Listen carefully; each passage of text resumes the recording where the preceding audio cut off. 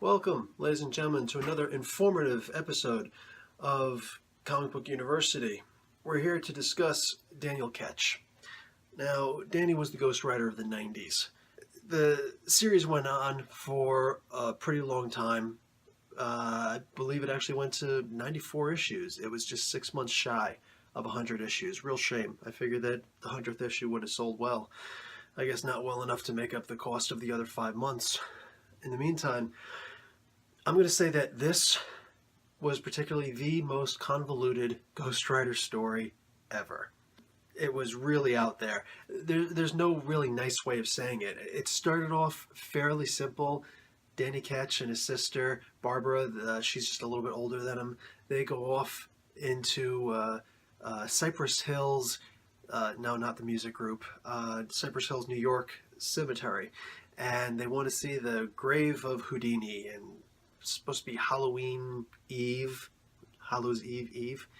Anyway, so they go in there and some kids jump out at them and whatever, they run off.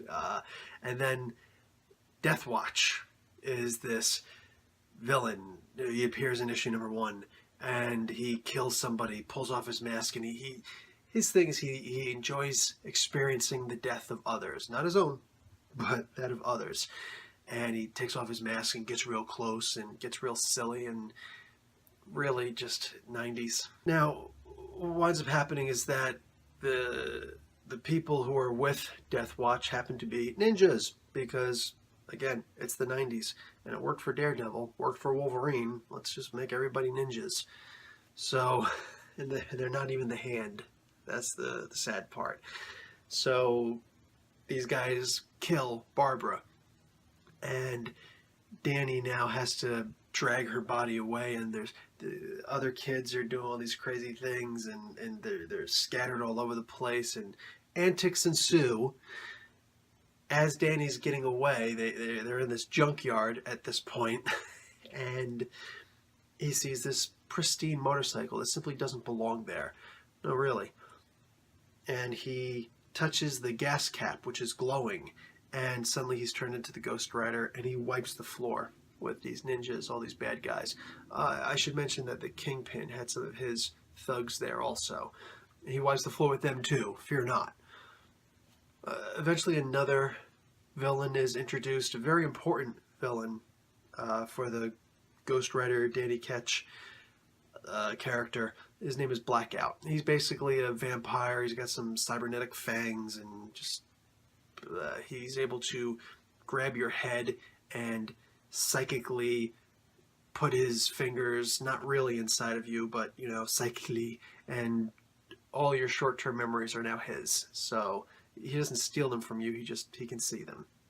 Anyway, useful power, hurts like hell for the other people. Almost as good as the Pen and Stare, which is one of the biggest things about this new Ghost Rider. The old Ghost Rider, Johnny Blaze, he was able to shoot hellfire. He used to originally do that thing where he would make the hellfire appear around you and just scare you. But he's also like thrown it and make, weapons melt in people's hands and things like that, whatever. This Ghost Rider, Danny Ketch, his main thing was his biker chain, and he could beat people with it. He could form hellfire along the lengths. He can actually spin it, and he can cause like a fire wind of sorts. The coolest thing about it, the thing that made everybody freak out, was there are ninjas out there, right? Why not make shuriken? Shuriken, of course, are throwing stars, the Japanese throwing stars. People call them Chinese stars. They're not Chinese stars. They're not from China. They originated in Japan, all right? Come on. A little respect, for crying out loud. So he could swing the chain and the links would separate and morph into shuriken, usually like a little 4-pointed shuriken, and hellfire up, and then go right through people and spin around and come back and reform into the chain. And really cool stuff. Plus the motorcycle was way cooler. It was a very heavy crotch rocket. The front, the very first issue did this. The front could actually lean down and lock into place, and he'd be able to ram through pretty much anything. And of course, the penance stare. That was the big thing where he'd get up close and look into my eyes. And you would basically experience all the pain that you've caused others. The trick of it is you had to feel some sort of guilt.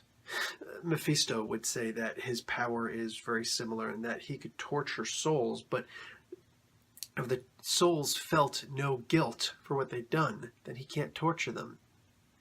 So it's a similar kind of thing with this penance stare. And the penance stare was so impressive that they decided to start giving it to all the Ghost Riders. It was originally a Danny Ketch exclusive. Oh well, he licensed it out, so no complaints there. So Ghost Rider, he had a couple of okay storylines. He made the Scarecrow relevant, when before that he really just wasn't. He had to die and come back more than once, but he eventually got some powers. Scarecrow's not as cool as the Batman Rogues Gallery Scarecrow.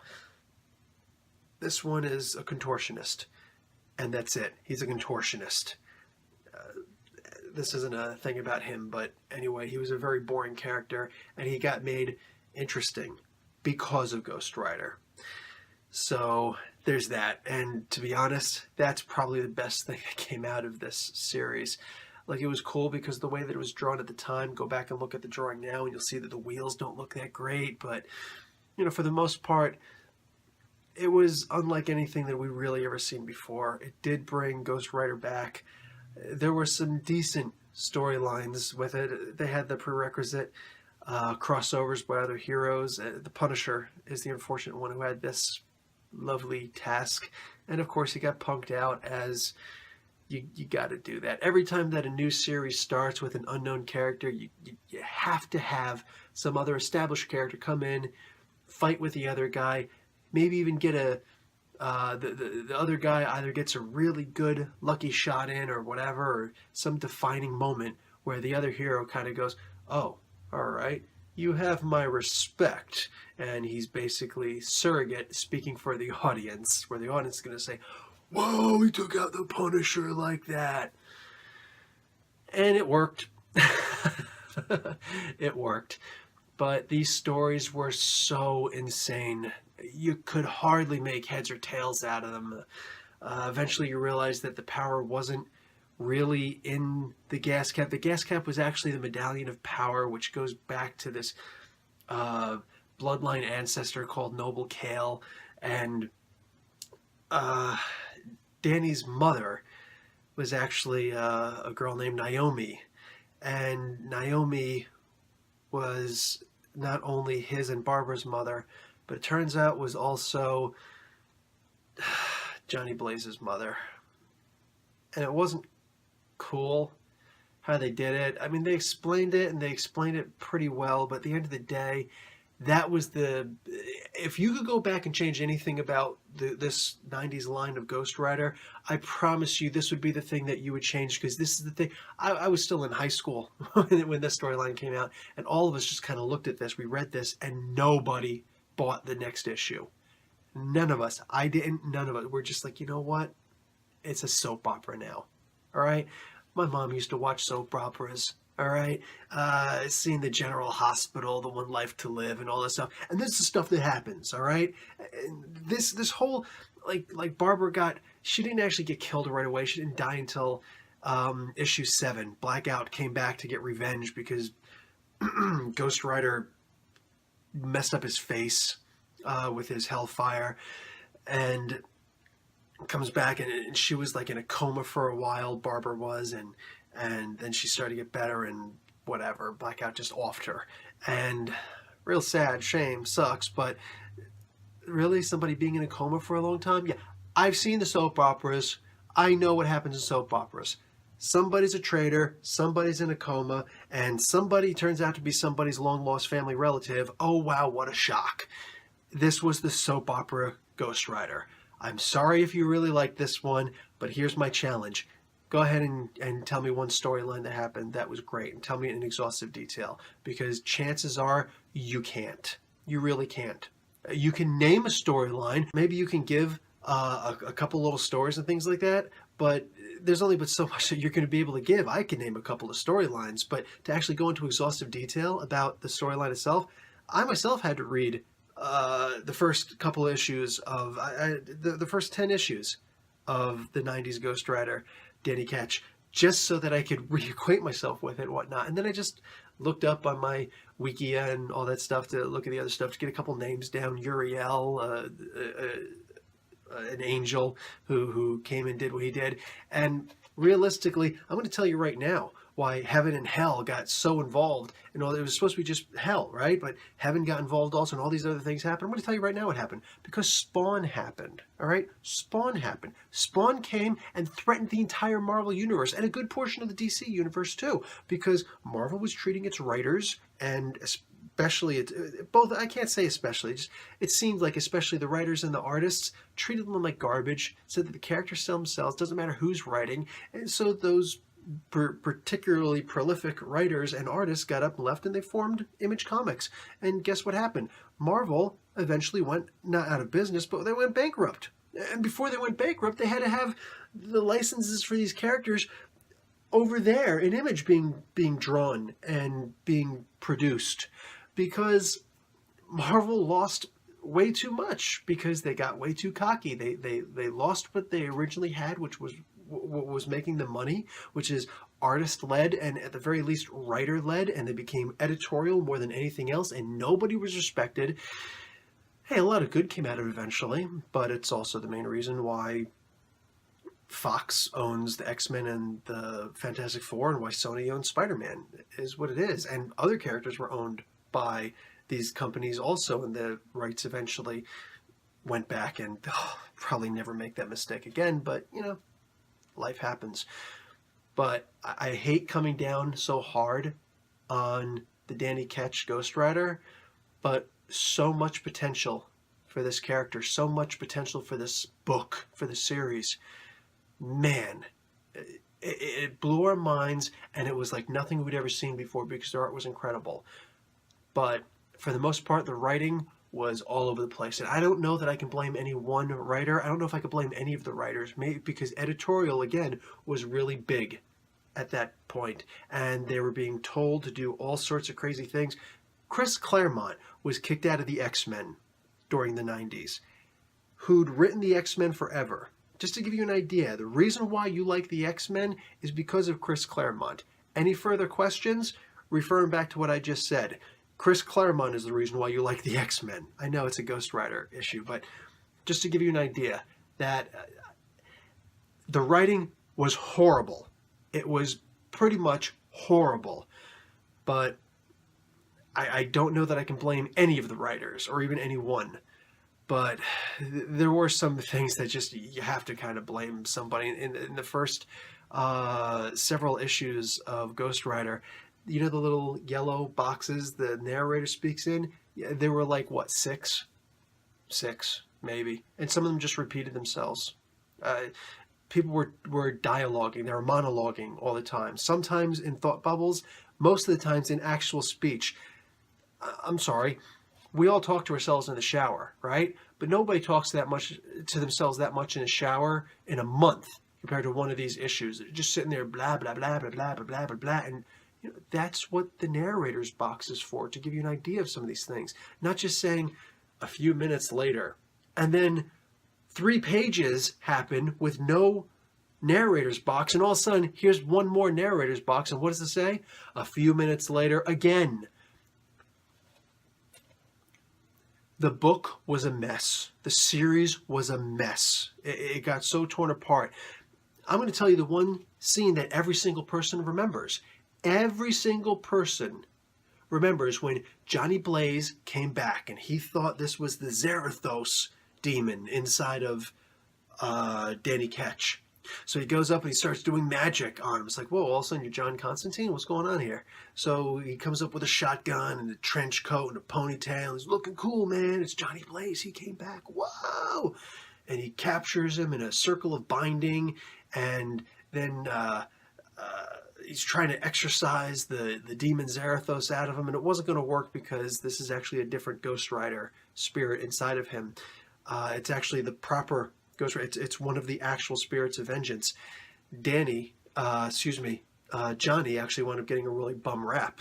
He got tricked into having a different one because his mother saved him because it was only supposed to be the firstborn, and she sacrificed a lot to have it not go to him, not realizing that the tricks of Mephisto, guess what? Now it's just going to go to Barbara. Oh, but Barbara was killed. Okay, well, now it's just going to go to Danny instead, the youngest. It's going to stay in the family. It's going to stay in the bloodline.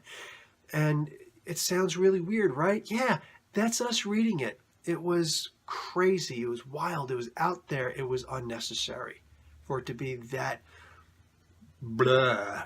It was like psychotropic. There you go. All right. It was nuts. It was genuinely nuts. And again, I'm sorry for coming down so hard on this. I've tried videotaping this several times, but just it's hard to say anything good about this. To return really quick and sum up the best scene that you're ever going to find in these books, that circle of binding. Danny at one point as the Ghost Rider is able to reach out and grab the shotgun, and when he grabs it, he channels hellfire from his hand through the shotgun into Johnny, and Johnny, but then he immediately realizes, hey, my gun can shoot hellfire now, and I never have to reload it. So, wow, that was awesome. And when we saw it in the Ghost Rider movie with Nick Cage, oh my God, it was magic. That was literally the best. I mean, seems like a little thing, right? That's how bad the series was. That when this happened, we says, dude, that's amazing. Wow, this is good reading. And then suddenly they were brothers. Basically, it ends with him being saved from the Ghost Rider thing also, because his Ghost Rider wasn't actually evil. It wasn't an amnesiac demon someplace. It was actually the genuine spirits of vengeance. And we're going to get into that more as we continue, as we start to come towards the culmination of the Ghost Rider series. But basically, he's free in the end to go off and do what he wants. Johnny Blaze is actually reunited with Roxanne. She got killed at one point, but he's reunited with her, and yeah, cool things. He actually gets to meet his mom, Naomi. It's not Clara. It's not Clara. That was a farce. There's even a prequel to the book that came out in 1997. I want to say 1997, and it actually had Stan Lee narrating. It was very cool. They showed Stan Lee in there, and he was telling all about how Naomi had to drop these guys off because she was actually the Ghost Rider before Johnny was, before any of them were. She was the Ghost Rider, and it was a curse. She was the oldest in her family. Her family line had this curse, essentially, in them, and she just wanted to have her kids be free of it. So that's why she separated the kids at birth. She brought Johnny off or she abandoned Johnny with her father, with Johnny's father, figuring that he's probably doomed to begin with. Brought her younger son and daughter off to the Ketch family to be taken care of, and then went back and sold her soul and made all sorts of promises to Mephisto, just simply so that the bloodline would pass Johnny, because then it could pass him, he wouldn't be the Ghost Rider ever, and it would die with her. That's what she was thinking, but she didn't word it right, and instead went to Barbara, and then since she wound up dying, or being critically injured, whatever, it went to Danny instead. And while Johnny didn't become the Ghost Rider, he did become a Ghost Rider. Ah, Mephisto, you lying fork-tongued son of a devil. He is a devil. Anyway, so that's pretty much the history, the backstory there. It's hard to get really excited about it. It really is. Guys, thanks for showing up. Sorry it's such a bummer of a class, but class dismissed. Go. Have fun.